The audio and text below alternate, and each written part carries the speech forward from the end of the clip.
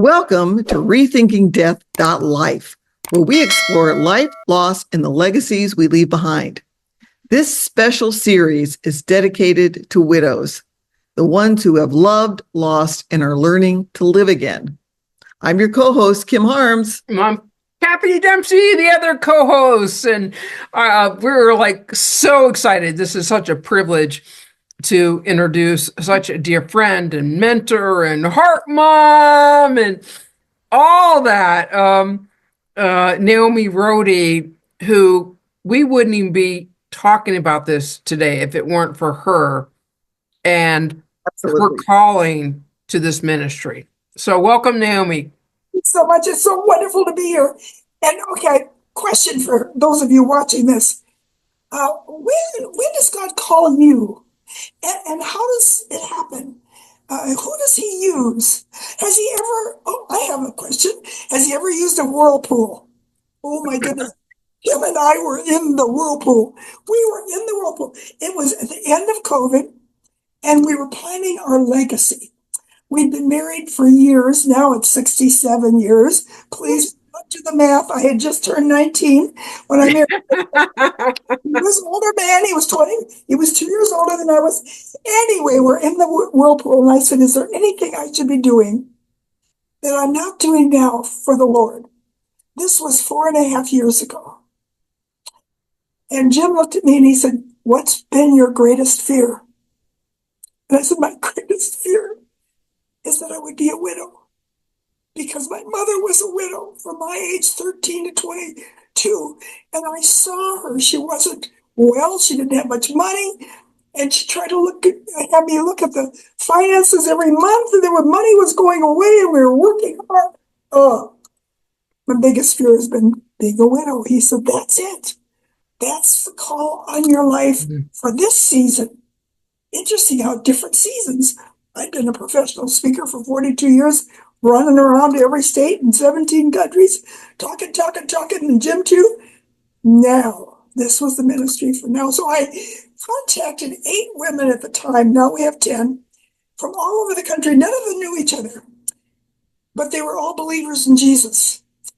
And now they are bonded because we meet on a Zoom call every week. It's 4.5 years. And we've had 4 years of amazing retreats. And we meet for 1 hour a week on Zoom. I choose a theme, do a little bit of an 8-9 minute sharing of the theme, send out questions ahead, and they answer the questions. They have bonded. They have cried. They've laughed. They've shared their lives. And we named it. We named this a safe, strong place. And the parenthesis behind it is the most important. It's the word God. Because God is our ultimate safe, strong place. But he has given us, a body of believers, a strong group of Christian women, amazing women. I mean, these women are amazing. Many of them could do this on their own. And guess what? Many of them are. And this ministry is spreading. And we're so glad you're watching this podcast. And we want you to be aware that you too could be called in a whirlpool. So watch out. You might get a whole new vision for your life. Now, I do want to share one verse that's important to me. 2 Corinthians 1:4. He comforts us in all of our troubles so that we can comfort others when they're troubled. We will then be able to give the same comfort that he has given to us. May we recognize that we're given the gift of comfort, to give it away, to comfort others. It's so good to be with you. Well, thank you, Naomi. And I just have to say that I lost my husband, Jim, on August 8th of 2020. And on August 10th of 2020, I got a call from Naomi Rhodey that says, you know what, I'm going to start a widows group. I'm not a widow yet, but I'm going to start a widows group because so many of my friends are widows, and you want to join? We're starting next week. And so I was, hello. And you might have kind of gotten the feeling that maybe Naomi is someone you don't say no to. I mean, you would never say no to her, but I felt like God was just putting his hand on my shoulder saying, Kim, you're going to be okay. I'm going to send angels to come and help you. And I think, Naomi, you're one of them. Come and help you to get through this loss. And so, and now feel that's my calling as well. And I'm working on widows groups too. And it has been such a wonderful experience, because I think that when you're a widow, only other widows, other people that have been widowed too, can understand where you've been through and the crazy thoughts that go on your mind. And we laugh together, we cry together. And Naomi, you've made a difference in all of our lives. So thank you so much. So much. It's my privilege. So Naomi, tell us a little story, because we have a book. We wrote a book called Naomi and the Widows Club that talks about all the, I think 8 widows at the time. And then we have a year of your devotion. She's been doing devotions every week for 4 years. I don't know how she does it. She's been doing it forever. But I want you to tell me the story, because I think again, with God's plan, and he might have even been planning this whole thing out right when you were born. So tell me the story about how you got your name, Naomi. It's so interesting, because my mother and father had been married for a number of years, and they were not sure they were able to have children. And all of a sudden, a little boy was born, and his name became Dr. Omer Reed. And when he was 6 years old, they didn't think they should have any more. The doctor said, your heart will not sustain another birth. To my mother, but they decided he was so spoiled, they would just have one more. I was born, and sure enough, my mother went into an oxygen tent and was there for a month, and they didn't expect her to live. And they knew that I was a little girl, and I was to be named Catherine Ellen. My mother's name was Ellen, after my mother. Well, my dad hung a little cross on the end of her oxygen tent. It's the first thing she saw when she woke up. And the first thing she said was, how is my Naomi? Changed my name.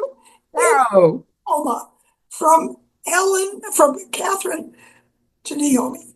Now, what's precious about that is Naomi in the Greek and the Hebrew means friendship. That's nice.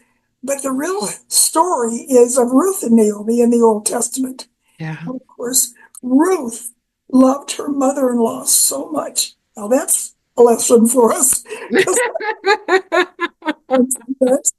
She left her home and went back with Ruth to her home. And the relationship of Ruth and Naomi was so precious. When we wrote the book together, because our whole group, I did the beginning and the end of the book, Naomi and the Widows Club. And each of the gals told their story and included some of the devotional times that we had had together, so that you could have a whole year of devotions if you wanted to start your own widows club just with that book. But I have a daughter of my heart by the name of Deb Sprecher, and she's an artist, and I had her do the cover, and it's a picture of Ruth and Naomi. So the book is by these wonderful women and myself, but it's really patterned after the ministry of Ruth and Naomi. That was just, it's such Wow. Naomi, I am just in awe of being on this journey with you for the last several years, and to see what you've done, and the amazing women that you brought together, the connection that these women have made, and what they're going out and doing even more from your discipleship is just absolutely incredible. And I just, because we're to be sensitive to widows and orphans, and yet we don't hear that often in church, do we? I think it's kind of minimalized.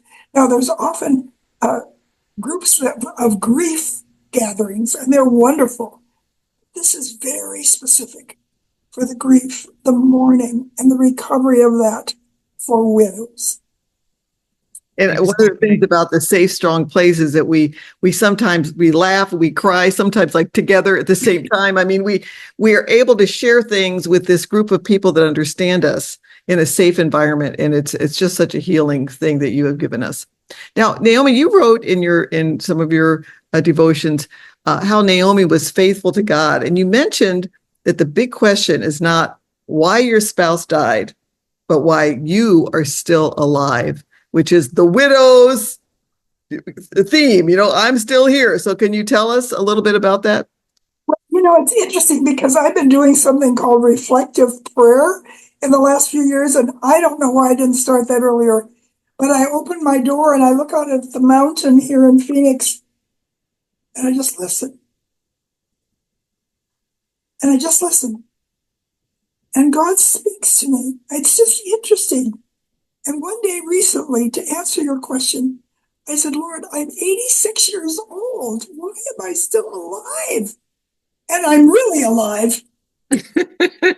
You're alive! So I heard God say, I just heard it in my spirit. Naomi, you're alive for one reason, and that is to be a blessing to other people. You've had all kinds of wonderful seasons. You've had children, 3 of them, 12 grands and 10 great grands, and you've traveled and you've spoken around the world, and now you're just to be here and bless people. Ask God to talk to you and then listen to him. Mm.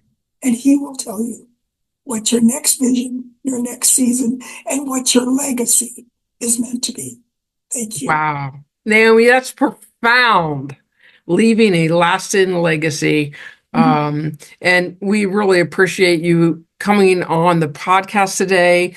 For the listeners there, we would encourage you to like, subscribe, and share to anybody that you think may could benefit from this. Naomi and the Widows Club is available if you want to look it up on Amazon.com. It's an incredible resource and book for you or for anybody who is dealing with after they lost a spouse.